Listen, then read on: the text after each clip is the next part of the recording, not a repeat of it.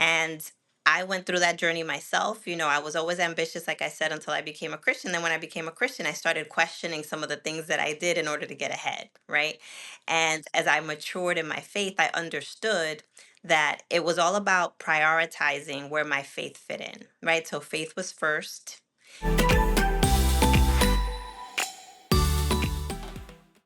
Hello and welcome to the Brand Big Podcast, where we highlight and platform female founders and the bold, innovative, and genuine stories behind their brand.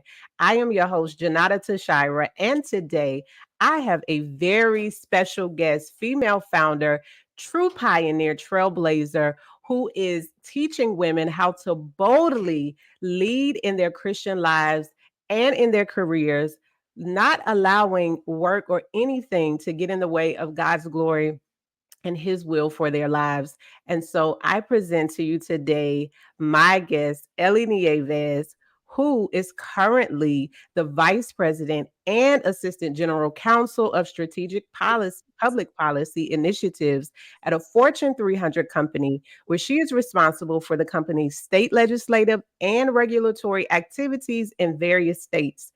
Her portfolio of public policy issues includes emerging technologies, artificial intelligence or AI, privacy, and cybersecurity.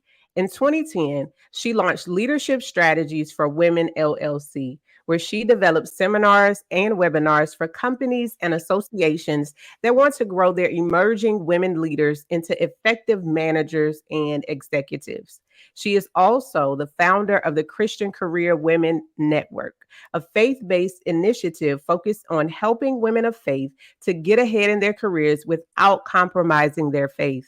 She attained a BA in communications from Fordham University and a JD from the Elizabeth Hall School of Law at Pace University. Ellie earned her MBA from NYU's Stern School of Business with specializations in leadership and global business. Ellie, welcome to the Brand Big Podcast today. Thank you. It's great to be here, Jonatta. Thank you so much for the invitation. Yes. And so, Ellie, I've given them the formal introduction of who Ellie Nieves is, but can you tell us in your own words, who are you? Sure. So, Christ follower, first and foremost. I'm also a wife. I am a stepmom. I have lots of cousins that feel like brothers and sisters, and we have a very tight family. So, I love family.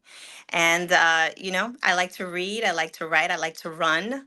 My husband and I, we like to run half marathons and 10Ks. So, we run various races throughout the year. It's a way that we stay fit, and it's also a great bonding experience for us. That is amazing. Again, we're honored to have you on the podcast today. And I came across you. You don't even know this, but I came across you because you were at the, I believe, Boldly Women's Christian Faith Conference. And when I saw you and came across your bio, I was like, oh my goodness, like we have to connect. And so I know it was God who brought us together, but your bio up there was just like, wow, okay, this woman is rocking and rolling in corporate and doing it for the glory of God and teaching women how to do the same. So I am just so thankful that I found you and God was like, yes, connect, connect. So, Well, I'm Ellie, humbled to have the opportunity to connect with you today. So thanks again. yes, yes, yes, yes. And so, not only as I share with our viewers and our audience, not only are you in the corporate space, but you are the founder of the Christian Women Career or Christian Career Women Network. Okay.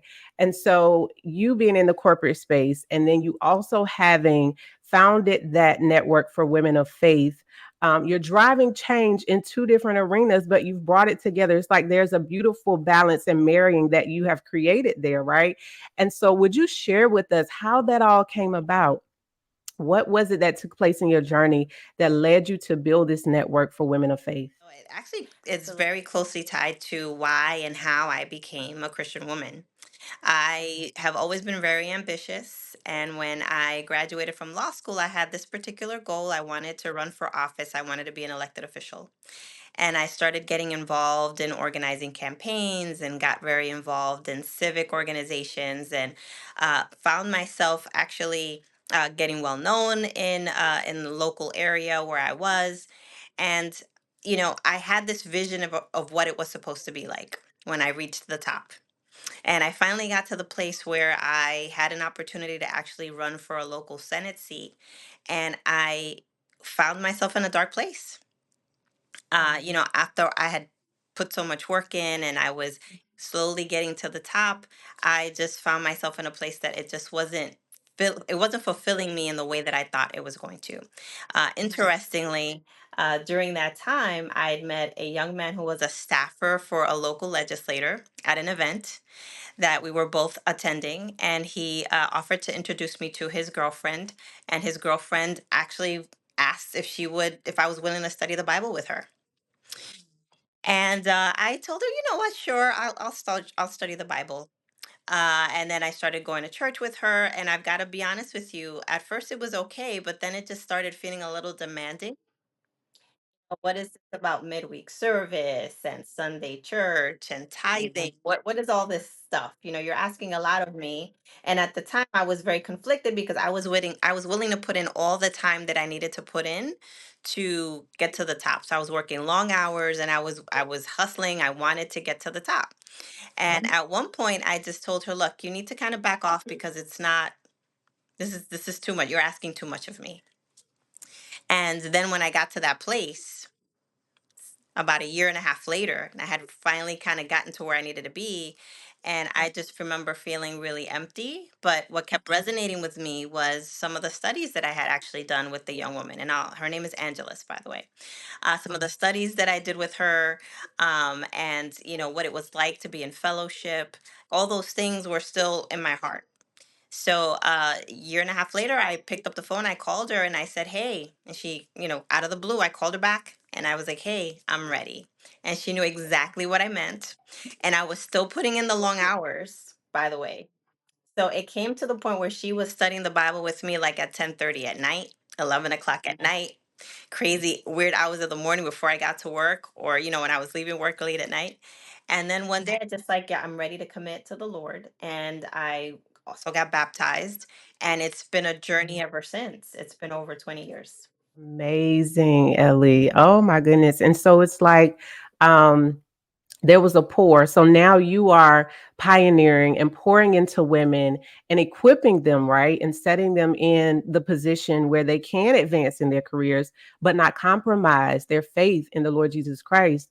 And you had someone, isn't that how God will work? Like, you had someone to pour into you to stop what she was doing, right? No matter if it was an inconvenience to her or not, she saw it as God using her to help you become the woman he called you to be. And now you are doing that on a astronomical scale, like helping so many women do that when God used one woman to pour into you. That is so powerful. So powerful. Absolutely. And Angeles has continued to, share her faith with other women, and she, introduces Jesus to other women all the time. That Yes. is a passion that she has in her heart. She passed that along to me. And then, that's our great commission, right? To share our Exactly. faith and hopefully show other people the path to light as well. Exactly. That is so beautiful. And so, as you are matriculating through your journey, right, and you come into the fullness of Jesus Christ, and you're still growing, right? We're all still growing in Him. And you launch the Christian Career Woman Network, right? What level of faith did it take for you to go from, yes, God, I'm fully committing to you, and I'm no longer going to compromise climbing the ladder, putting that before you? What level of faith and what mindset did it take to get there? It was all about meeting a need because I found myself coaching a lot of women who were Christian and wanted to get ahead in their careers, but they always felt like the things that would be required of them may force them to compromise. And I went through that journey myself. I was always ambitious, like I said, until I became a Christian. Then when I became a Christian, I started questioning some of the things that I did in order to get ahead, right?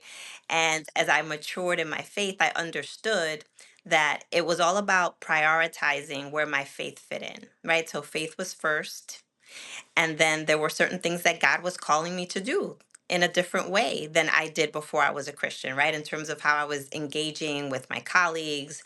I was a very competitive person before I was a Christian. And then how did I have to rein that in? Check it. It didn't mean that my ambition was gone or that I needed to rid myself of my ambition.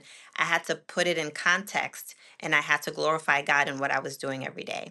So as I was sharing some of what I learned in my walk with other women, I realized, this is a thing. Christian women struggle with some of the things that we need to do in a corporate setting or in a secular setting in order to get ahead.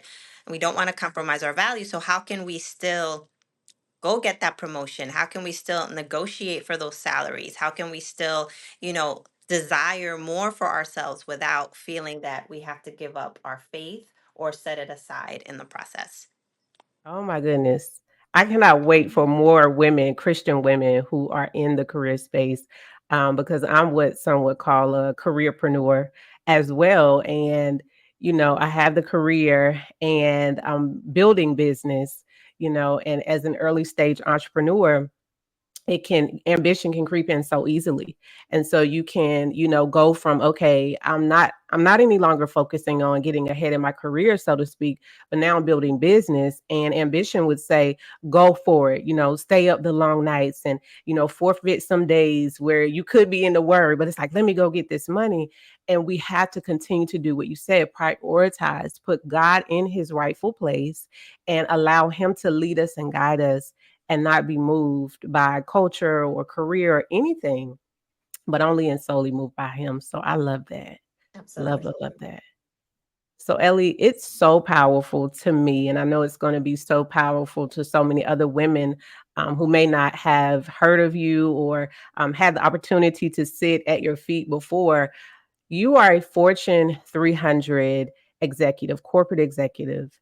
And despite all of the success, or in light of, not despite, but in light of all of the successes you've seen, the leadership roles you carry and that you wear so well, you do not compromise. We're staying in this space. I feel like you don't compromise your relationship with God. Above all, you are glorifying Him, right? And so, why was that so important for you to bring women along that journey? Because I've had the perspective of before God and after God. And a lot of what I've learned to do in my walk with God is counterintuitive. My guts and my pre-Christian Ellie would react and respond to certain things that happen in the corporate space. I mean, let's just be real. It's not easy to get ahead in corporate America, right? There's a lot of competition, there's backstabbing, there's people taking credit for your ideas, there's people that try to leave you out of something or they try to box you in. And I'm also a woman of color. That comes with a whole other set of dynamics as well, right? When you're the only woman, when you're the youngest, when you're a person of color, there are so many dynamics that come into play when you're trying to succeed in the corporate world. And whenever I find myself in a challenging position, what I've done is I've turned to the Bible. And when I read the Bible, it tells me to do something other than what I would have done instinctually. Yeah, my instincts tell me to do something, and the Bible is telling me to do something else. And it can be very difficult to do what the Bible is calling us to do. But I chose to put my trust in Him, and in those moments, I will say, God, I trust you, so I'm gonna do it your way. I'm gonna do it your way.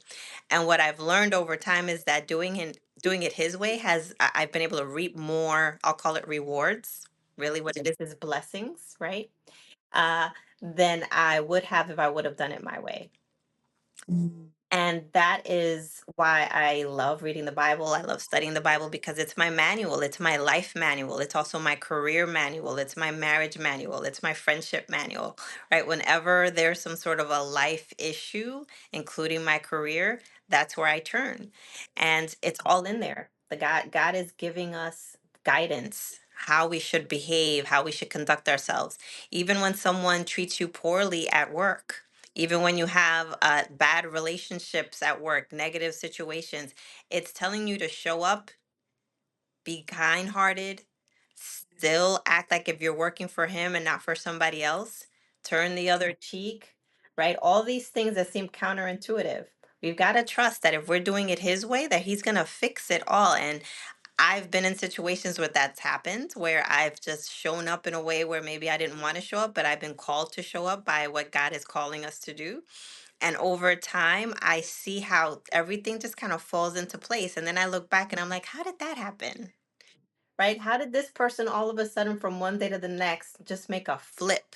Right? It just flipped. This person one day was trying to stab me in the back. The next day, they're like my best friend. And now all of a sudden, why? Because I stayed steady and I trusted God. I didn't follow my instincts, right? Which would have been to retaliate or do something in kind, right? I didn't do that.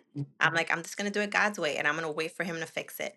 That doesn't mean that I'm meek, doesn't mean that I shy away from situations because God calls me to show up. Tells me not to be timid, tells me to be self-disciplined. I still have to show up, I still speak up, I still step up. I do what I have to do. It doesn't mean that I'm cowering in a corner somewhere. I show up and the thing is I'm fighting differently. I'm fighting with the armor of God now. Um, I want to stay right there because there are some women, Ellie, who are out in the marketplace right now and they're dealing with a lot of situations, right? And they don't know how to navigate it. And you just literally gave them a walkthrough of what that looks like to go into the office and people are backstabbing, people are gossiping, people are vying for positions, right? That you may as very well be qualified for and be the best pick for, but you're getting looked over. How does that woman, like coming into your Christian career women network, what is it that she receives when she comes in? Because I want to come in and sit like a fly on the wall, right? But I want to be a person, not a fly. I want to come in and sit. And I feel like I'm getting that tonight with you. But what does that woman get when she comes in? Because it's not just an outpouring that you're giving her. You're giving her strategies, right? And I'm gonna let you talk because I just feel like I could go on and on. But what is she getting when she comes in? This episode is sponsored by FBTS. Hey, female founders and YouTube friends. In addition to serving as the host of the Brand Big podcast, I am also the founder of FBTS, an innovative branding and design agency. And so what we do is we humanize brands. And in humanizing brands, we empower female founders, startups, and corporations to authentically connect with their communities and increase their marketability. And so as my free gift to you, I want to offer you a 15-minute brand consultation where you and my team can sit together and discuss how we can help you do that very same thing. View today's show notes to learn how you can sign up for your 15-minute complimentary brand consultation. And now, let's get back to today's episode. An arsenal to fight. Because these battles when we enter the workplace, and you just articulated so well some of the heaviness that comes with having to go into these situations, they weigh on you. They can weigh on you emotionally, they can weigh on you psychologically, and that also impacts your performance. It impacts how you show up to work every day. And when you reframe what's happening to you in the workplace and understand that these moments are also occurring because you might actually be ambitious and want more. And when we want more, then God has to prepare us for more. And that preparation requires that we go through some tough and difficult times because He's saying, okay, child, I want you to be ready. I want you to be able to handle it. So you need to go in there, you need to toughen up a little bit. I'm going to give you a couple of challenges. And I had to learn over time. And I remember during one of my quiet times, just kind of praying and trying to understand. And I just had this feeling that, you know what, God is not punishing me when I go through these difficult times. It's actually a sign of His love to me. And I remember just being grateful in that moment for the trials and the tribulations I was going through because I'm like, wow, God loves me that much. That He is sharpening me and He's preparing me and He deems me worthy of this particular trial and tribulation. So in that moment, not only was I grateful, and it sounds odd, right? Like, why would you be grateful for something that, I'm struggling through something? But in that moment, I actually felt grateful. And then after that, I felt a sense of responsibility that I couldn't let him down. So I went in there saying, God, you know what? I'm going to handle this the way you would have me handle it. And I'm going to trust that at the end, I'm going to come out of this okay. And that's what's happened. And then what I've seen over time is I have toughened up. So whenever somebody does, I'll call it come after me. I can actually, it's almost like it almost like rolls off my back. I'm like, I see it. Do I like it? I don't like it. I'm human, right? I'm a human person. I don't like it, but I'm like, you know what? God's got it. Right? So then I can show up the next day, I can smile, regardless of what the person is doing to me. I smile and I'm still kind. I still show up. I still do my work. I do my best. And over time, God just works it out. God just has a way of working it out. We have to trust that He's got it. He's got a plan somehow. And we just need to be grateful that we're going through that process with Him. Oh my goodness.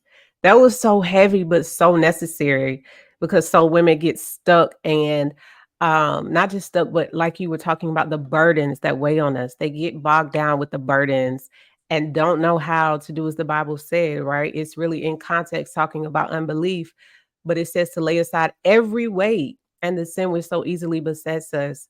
And they get caught up in carrying burdens and weights that they're not supposed to. Absolutely. Oh my Absolutely. goodness. Oh my goodness. And so being a leader in the corporate sector, Ellie, what experiences helped you to identify? And I feel like you touched on this already, but what experience or experiences you went through helped you to identify the Christian career woman that you work with today or women? I think it was really understanding that I had gone through a journey and that as I was coaching other women, I was hearing a lot of the same challenges that they were facing. And most of the time, as I was coaching these women, I'm actually helping them navigate office dynamics. A lot of it was how you not navigating office politics was literally a lot of what I was helping them through. And over time, it wasn't just, you know, leadership dynamics and leadership training. It wasn't just that anymore. I realized that these are women of faith. And then I was like also giving them counterintuitive advice. It's not just what you're reading in the leadership books about how you navigate these spaces, right? It's like, look, you're a woman of faith, I'm a woman of faith. Let's just look at this the way Jesus would look at this, right? That doesn't mean I'm foregoing that you still need to develop confidence and you still need to show up to work with executive presence. That's all key. It's very important. It's fundamental in order for you to show up in a corporate setting. That's still very important. And I still coach women through that. But if you're a woman of faith, then I'm going to give you another layer to that as well, right? Which is this is how you navigate this very difficult situation at work with either your boss or a coworker or someone, a frenemy at work. This is how you navigate that situation. One, still the strategy, because God doesn't call us to be stupid or to now forego all of our smarts in a difficult situation, right? We still have to be strategic. Let's keep the strategy there. And then let's also layer it with the godly perspective. Oh, that's so rich and so powerful. And so, Ellie, I feel like I want to stay up here for like a whole nother hour with you because you are a well of knowledge. You have a wealth of knowledge and you are a well of knowledge, right? But we're gonna drive home here. So, Ellie, I'm thinking about the female founders or future female founders who are out there, right? And they are that Christian career woman where they're listening and they're hearing your story. They're hearing your testimony today, right? Or tonight or wherever and whenever they're listening. And they're identifying with your story because they're in the C suite. They've been through the ups and downs, the ins and the outs, right? But they know there's more. Like you talked about, you knew there was more than climbing the ladder, than getting to the top, right? God had more for you. And you didn't know that it was God who had more for you until you stepped on the other side. But now you're clear about that. You know that, and you can lead other women through that. What word of encouragement would you give to her to help her walk into the bold, innovative, and genuine woman that she's called to be? I would advise her to look at where she is now and to find the needle in the haystack. And I'll tell you what I mean by that. When we are ambitious women, we're often looking ahead. We're looking forward because we're thinking, what is it that I need to do next in order to get to where I want to go?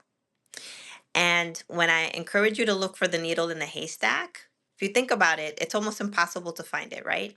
But if you were to, if that was the goal I gave an assignment to give you, that means that you would have to go after it with a level of determination to find it, right? And you would have to look for right that there's a haystack right in front of you. That's where you need to look, right? So I would just encourage you where you are right now. Yes, there's something out there in the far distance, but stop and look at where you are right now and ask yourself, what is it that God wants me to learn and see right now? So pretend that that haystack is the now. And then you need to like proactively look for that needle as opposed to expect it to just show up one day or that, oh yeah, at some point God is just going to make it obvious to me. No, where you are right now, stop and keep your eyes open. Enter each day asking yourself, what is it that God would have me do right now? What does He want me to learn right now where I am? Who does He want me to touch right now? Who does He want me to talk to right now? What is going on in my right now today that God wants me to be proactive in looking for, touching, doing? Because we have to remember that he who wants a lot needs to be trusted with little. And that little starts today, right? If you want something else, you need to start today. So find that needle, whatever that needle is, every day. Just think that your day is a haystack, and in that day, you are proactively seeking with a level of determination what it is that God would have you do right now, today, so that He can better prepare you for that big, bold, audacious goal that you have in the future. Thank you so much for joining us on the Brand Big podcast today. This has been my absolute joy and pleasure to converse with you, to receive from you all of the wisdom that you have, and to hear your testimony and your story, which is so powerful and so rich. I just want our female founders, YouTube listeners, viewers, friends to know where to find you. How can they connect with you? They can go to my website at christiancareerwomen.com, or you can go to ellienieves.com. And I've got a section there where you can look me up and you could just send me a message. Be happy to connect with you. Amazing. You all heard it from Ellie herself. Connect with her, get in touch with her. Female founders who are looking for someone to connect with, find her. You all who are Christian career women, you need to work with Ellie. She is the one. Ellie Nieves is the one for you to connect with now. We look forward to seeing you on the next episode. Rewatch this one. It was so powerful. And I am blessed to be your host of the Brand Big podcast. We'll see you next episode.